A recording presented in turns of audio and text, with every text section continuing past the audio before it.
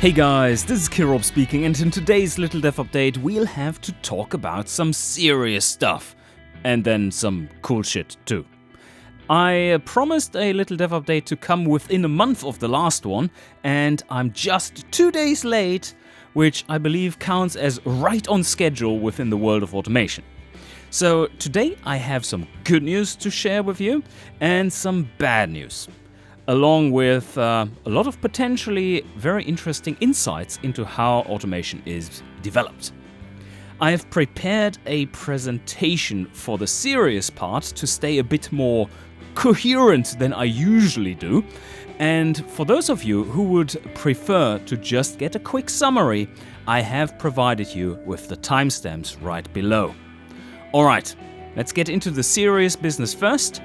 And that starts off with some company history to set the scene. So here's the little journey that Camshaft Software took and how it grew over the time.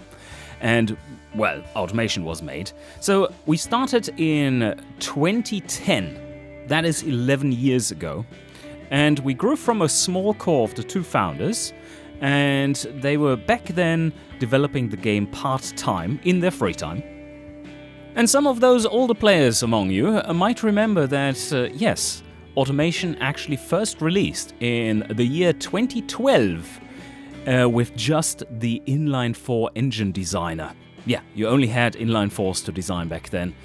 Game has grown a little since then, but we did release it into what is early access now, but before that was a thing. That was also the time when I joined the game, or well, before then, in 2011, I joined as a tester/producer. And it was in 2015 when the game finally launched on Steam into early access, after we having done our own early access, like I mentioned before. And at that point, I joined the team officially after having worked for them for 4 years-ish without actually being paid. So that turned me into a company co-owner. It was at that point where our cash flow, as well as just the team structure in general, allowed us to get a few more contractors on board. And that is art contractors as well as others, of course. And the game was pretty successful compared to before when we launched it only on our website. And that allowed us to get on board a tech artist as well as a UI programmer. And they have been a part of the team ever since, and that has greatly helped us boost the quality of it in general. Also at that point, with more cash flow, we could get more art contractors on board, which meant more car bodies being produced. And now we are fast forwarding time to 2019 roughly, where the game has been going really well, especially thanks to the BeamNG exporter as well, and we further added to our team by adding a new programmer and another artist. The programmer was specifically hired to do some prototyping on future projects of the team, while the artist was as well, but is turning out to be working on automation, as that was a way more pressing thing than the art prototyping for future projects. Alright, so what does that look like? This is roughly our team structure, a little simplified of course, but at a first glance this looks pretty much balanced. So we have our cherished lead designer talking to you right now, and then the art team as well as the programming team and contractors all around. But anyone who knows automation knows that it's not really a game about the pretties, although they are certainly part of it. It is quite heavy in gameplay, and UI of course, and that means it is a lot heavier on the programming side than it is on the art side.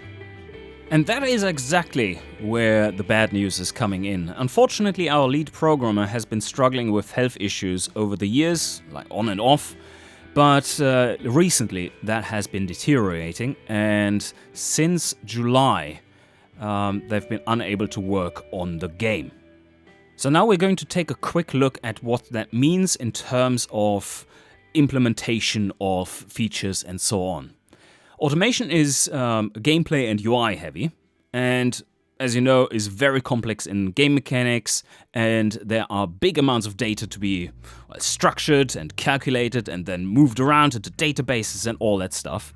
And the usual workflow here is that I'm prototyping game mechanics in spreadsheet and give that to the lead programmer to be implemented into the game. However, this is just one of the many things that our lead programmer has been doing, and stuff that you don't directly see would be all the data backend, most of the engine-related things, as well as doing all the company admin and especially also in-company tech support, so that the other developers are not running into issues or their issues are being solved, and lots of other little things. So, needless to say, yes, that is an important role. Of course, we can't just think about automation in this sense, because we as a company need to survive long term. And for any development studio to be able to survive long term, it is absolutely essential to start prototyping and developing new games before that first one is fully done. Like, not visibly necessarily, but without doing that, there would be way too large a gap between products. Like, when you are seeing games being announced, they have been working on them for many years already. So why do you do that? Well, for one, it would be a waste of resources to not do so, because I, as a designer, for instance, in the main implementation phase where my stuff is being implemented, I'm not going to work full-time on providing new designs. So what I'm doing instead there is, well, prototype other projects. So over the years, especially the recent years, I've been working out several concepts and prototypes, and a few of them were prototyped, and then one of them went into production, and that was because it would only require our dedicated prototyping team to complete that project within a reasonable amount of time. Ta-da! There we have the cyclist. Because as you can see, that is only using me as the lead designer, my concepts there, and then the programmer, which is specifically was hired for prototyping, and then contractors to fill in the rest and the gaps. And also prototyped was our next big project. But that big next project is something that requires the full team to be on board. And of course that means that we can't go into production of that next big project until automation is actually fully done. And no worries, we're going to get to the point. I'm just setting the scene nicely. So what we have run into now with this is that we have a problem on our hands, because our original team setup is no longer working due to the health issues that we are seeing here. So with all that being outlined, you now have a good grasp of what the team structure overall looks like. And now, how are we going to change around things so that we are mitigating the existing problems? Right?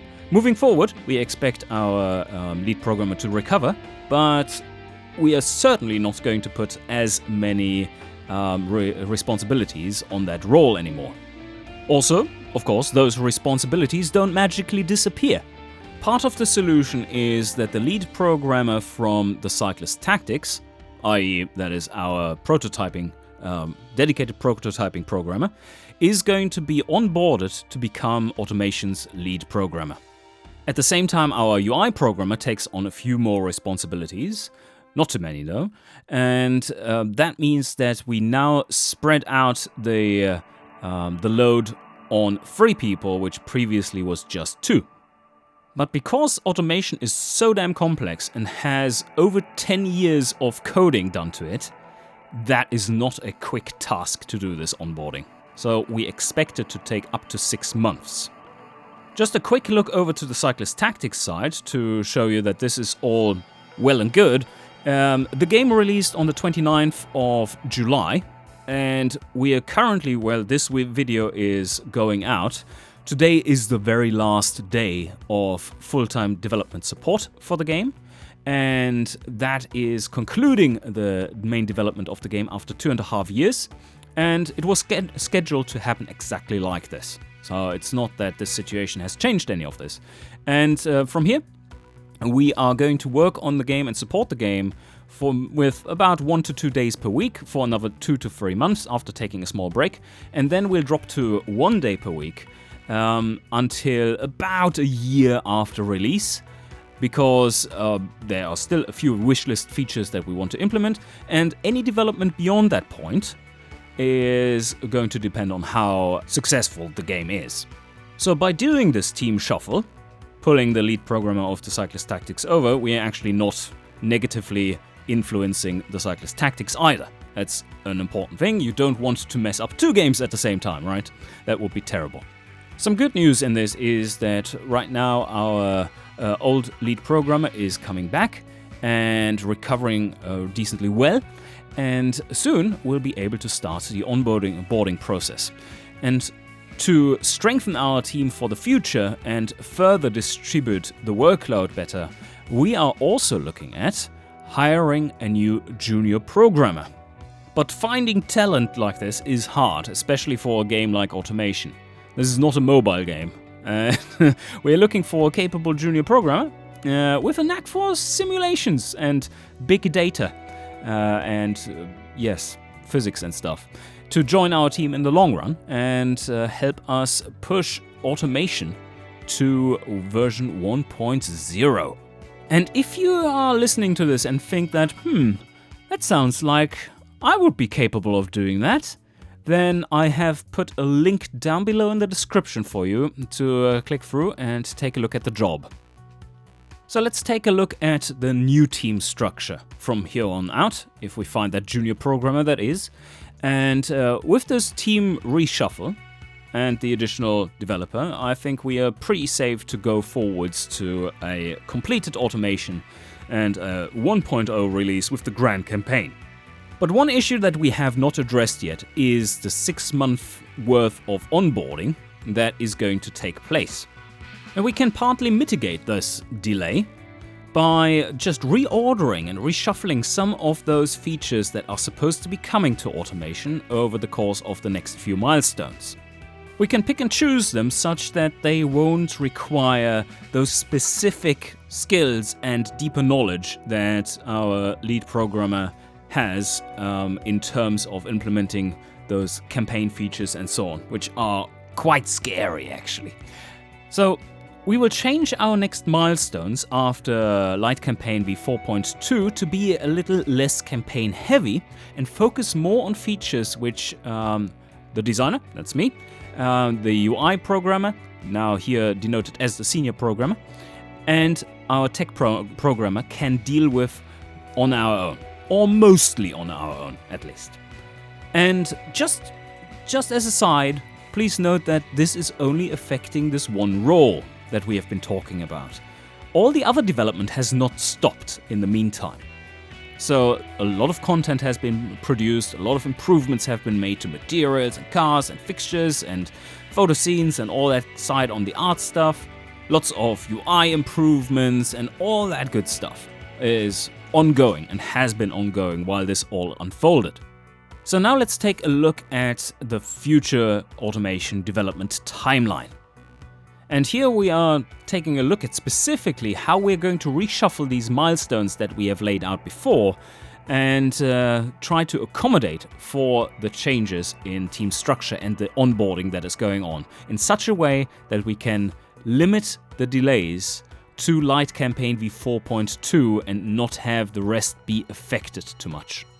What you have seen of Light Campaign v4.2 in the little dev updates, all those things are going to come, because they are already in the game for the most part. Need a little bit of polishing here and there, but that should be good. Even the new markets and side stats and the turbo revamp, that is stuff that we are going to get in there.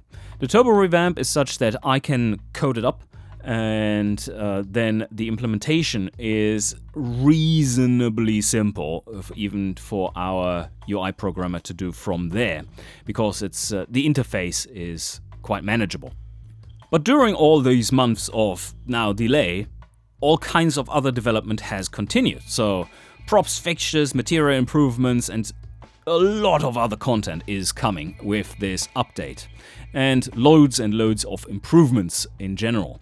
What will have to wait a little are some of the gameplay changes because that pipeline of implementation was broken. as well as some of the campaign changes that were planned. They will also have to wait. And how are we restructuring this so that the delays are minimized? Well, we add a new milestone. There will be a light campaign v4.3, and that one will take on some of those gameplay changes that will have to wait for 4.2. And this 4.3 milestone will be quite content heavy, but rather lightweight in terms of campaign stuff. But you do see two other items in here which will be a little eyebrow raising. Well, not so much the superchargers, because you knew they were supposed to be coming in 5.0, and I can, just like for the turbochargers, I can take care of those myself for the most part. The other one is multiplayer though, and that is a big one. So we have been prototyping multiplayer. That means it's more or less ready for proper implementation. As yes, we can play games, multiplayer games already internally, and the only thing that is keeping us from doing so more is that the multiplayer scenarios, timed scenarios, are horribly broken in terms of balance, but that's something that is quite easy to fix. Another thing that can be done for Light Campaign v4.3 is focus a bit more on the BeamNG exporter and improvements to that. So what about 5.0 then? Well, the superchargers have been moved over to Light Campaign v4.3, and as you can see then, what remains is quite a lot of campaign stuff. So 5.0 will be quite campaign heavy, as the campaign changes that had to wait in 4.2 are going to 5.0, but the superchargers are being pulled over to 4.3, and overall there will be a lot of cool stuff coming there, also affecting Sandbox. So Sandbox players will not go run dry in terms of content there, not at all, but it is going to be more campaign focused then. And this is how we are going to mitigate those delays. Because once we are supposed to start working on 5.0, well, that is after the onboarding time, so we should be good for that. So in summary, well, we got lemons and we are trying to make some lemonade for you. And we are really sorry for the delays. None of that is what we want, but it is necessary as a change to the team structure and just to become a lot more long-term resilient. And what we're going to do to address the issues at hand is to reshuffle the team as required and onboard a new lead programmer and recruit and onboard a new junior programmer as well. And if that might be you, then please contact us. I have put the link down below.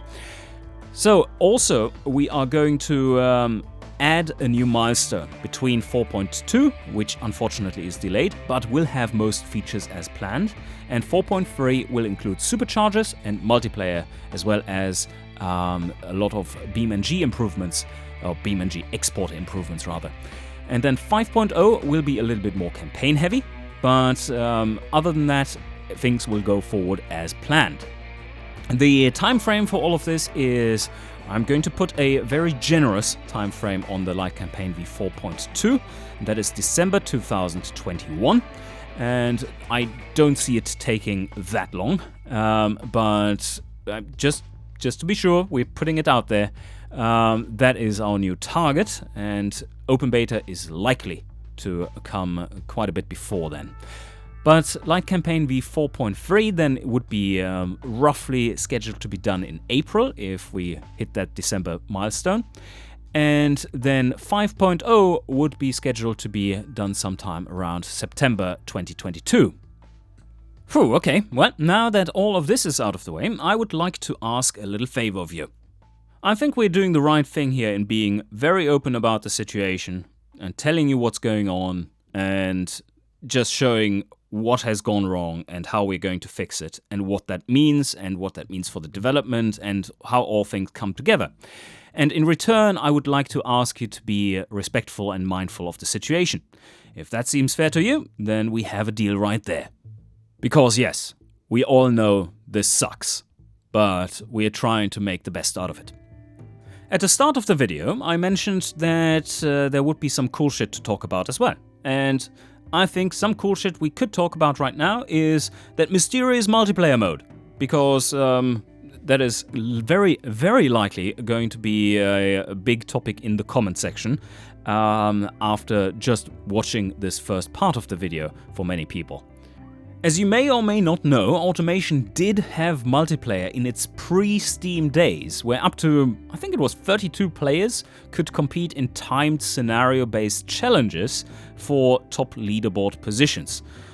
And we did run kind of an ELO rating system for player performance too, so that engineering skills were clearly visible EP bonus. If we take a look in here, you can already see that, yeah, well, this is all just set up to be basically our internal testing, yeah, for the multiplayer. So there's not much behind that just yet, it's not fleshed out. It is a link though to dynamically generated challenges, and there will be no player cap of just 32 on there, but we are keeping it open. It seems like it's going to work for 256 at the same time or something like this, so a big grand old free-for-all where you can bash your head against the wall or the head in of other people. And if you're wondering what this is going to be about, well, we do have in the challenges basically the scenario generator for the engines. And I'm not even sure if this one still works properly or not. Probably not, but this is what the old multiplayer was based on and was in the interim polished up again with some pretty cool other features in here to make for some pretty interesting gameplay. And you can set the scenario length, and this basically works as you get a certain time limit to reach a certain set of parameters for the engine, while you have some limitations put on you. And then you're trying to get the best score possible or break a certain threshold. And yeah, that is basically how it works. You can set the scored statistics and the various requirements. How long you take to read those requirements and scored stats, and then allow engine failure or not. If you build an engine that breaks on the stand, then that counts as an engine failure, and then you're out instantly. So yes, this mode is going to be applied to the multiplayer that we are going to have. But not only that, this will also be something for cars. And then we are going to see what other kinds of modes we can implement. And this will be polished up some more and also be available for practice, of course, in just the normal challenges, as we already have. So how does it work in the multiplayer mode then? Well, pretty simple. You have a leaderboard of current scores that is always being updated, and you see your current rank in there. As long as you have not passed the scenario, you do not have a score. As soon as you have passed the scenario, you see your score and you see where you are in the rankings.